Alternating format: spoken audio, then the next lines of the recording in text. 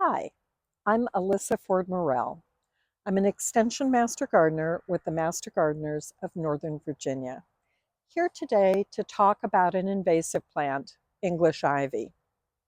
Before I get going too far on English ivy as the problem that it is, I want to make sure that we talk about what an invasive plant is. Invasiveness has a technical definition that was laid out by two different executive orders signed first by President Clinton in 1999 and later amended by President Obama in 2016. Together, those orders say exactly what an invasive plant is. First, they say an invasive plant cannot be native to the area in which it is occurring. And indeed, English ivy, just by its name, gives you a clue that it's not native to America. It is, in fact, native to Europe, to West Asia, and North Africa. It also says that an invasive plant must be able to escape cultivation and outcompete the native plants. If you've been on a walk in the woods almost anywhere in America, you've likely seen some patches of ivy because it absolutely gets out of cultivation and spreads widely in the wild. It is heavily used in the nursery trade. It's available and people plant it everywhere. You can see here's a huge bank of it. The executive orders together say that an invasive plant or animal causes harm to the economy or the environment or causes harm to human, animal, or plant health. And in fact, I just want to point out that English ivy not only causes harm to some plants, it does have a pathogen that it hosts that can be very detrimental to trees, but it also only supports three native animals, and they are rats, ticks, and mosquitoes, not the native animals that actually need a good deal of support. So English ivy is definitely an invasive plant. I'm here in a homeowner's yard where they have this huge bank of English ivy that they want to get rid of. They want to have native plants. And they've done something very smart. They've pulled away a patch of the English ivy and they've planted a great native replacement plant. In fact, I'm going to be talking about this plant in just a moment. Right now, I'm filming in early February, and so you can't see it all that well, and the leaves are here, but this is a great plant that replaces English ivy.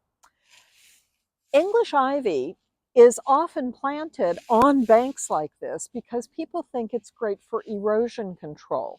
But in fact, English ivy has very shallow roots, and banks have been known to actually slide as a whole when there's a lot of water because the English ivy roots don't reach down very far. It's a far better thing to remove the ivy and plant a variety of native plants with roots of various depths that will hold the bank far better. But this is a great way to not have to invest a lot of money when you are replacing your English ivy. You just spread it out over several years. The native plants will spread. You can pick up babies and plant them in the newly cleared area of English ivy.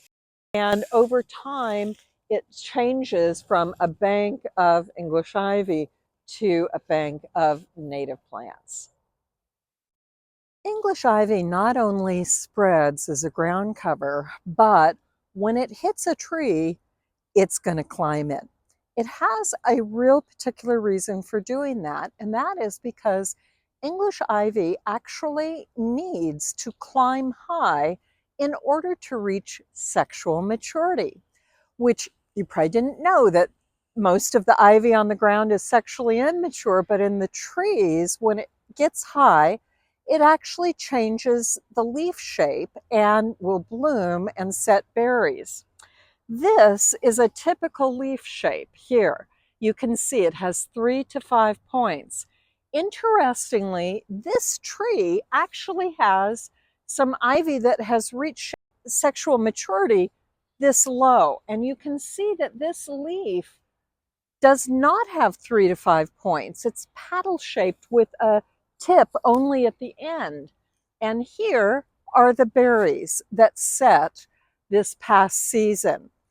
These berries are going to get eaten by birds. They're tasty to birds. They're not particularly nutritious to birds. And the birds will fly away and poop the seeds of the berries out in your garden and mine. And that's why, even though I removed the English ivy from my garden long ago, I perpetually have baby ivy coming up. It's easy to pull when it's young. But the thing is that English ivy climbing a tree is a particular problem. It's a problem to the tree because as these leaves are up on the tree and it either snows or gets icy, these leaves get coated by the snow or ice and become very heavy. And if the tree is already weakened, it can be enough to bring the tree down, particularly if there's a high wind. Or if it's not already very weakened, that weight is going to start weakening it. English ivy on a tree is actually very bad for the tree. So one of the things you can do to help your trees is to remove the ivy. And there's a very particular way to do that. You find the branch, and here I've actually already cut a little bit down here because this is a really thick branch of ivy. And I don't want to pull the whole thing off. What I want to do is make sure that I've really cut this branch. And so I'm cutting it above. And there it is. And I can remove this small section. And there I know that I have interrupted the growth. Everything above where I've removed this will die. I don't need to pull this off. In fact, it's recommended that you do not pull it off because by doing so, you could really pull off a lot of bark. Instead, the ivy's going to die. It's going to slowly lose its grip on the bark of the tree, and it will eventually simply drop off. And that's how you remove. You go all the way around and remove that layer, and then you can pull it away down to the trunk. And if you want to remove the English ivy on the ground, that would be great. But this tree is going to be much happier without the ivy girdling it. Now, I do have to tell you, I've done this a lot, and it seems that somehow every time I do this process, I miss at least one stem. It seems to be hiding in a crevice, often a small one. And when I come back a few months later, I can see that there's at least one living stem going up the tree. But that one is going to be easier to find at that time, and I'll cut it and remove it. Now, once you get rid of your English ivy, you probably want something else to replace it. Fortunately, we have 3 great native alternatives for you. Our first native alternative is golden ragwort, Pacara aurea. Golden ragwort is a workhorse of a plant. It is a fabulous little herbaceous plant that is quite aggressive, which makes it a good thing to replace a lot of English ivy. It has these lovely little scalloped leaves. In the spring, the back of the leaves turn rather purple and are quite pretty. And then it sets up flowers that bloom a beautiful yellow daisy-like flower. The thing is about golden ragwort, it takes all sorts of conditions. It takes sun, it takes shade, it can really handle a large area, as you can see here. This used to be completely covered with English ivy, and now it's golden ragwort. Our next native replacement is Virginia creeper, Parthenopsis quinquefolia. This is a native plant that is known for the fact that it likes to spread. In fact, one plant can spread up to 60 feet. But when it's trimmed routinely, you can control the spread. It's a great plant in that it tolerates all sorts of soil, all sorts of light conditions, and all sorts of water availability. It also has the most beautiful fall colors, especially when it is in the sun. The berries of this woody deciduous vine are very attractive and the birds will really love them. However, they are toxic to humans, so this should not be planted where small children will be playing.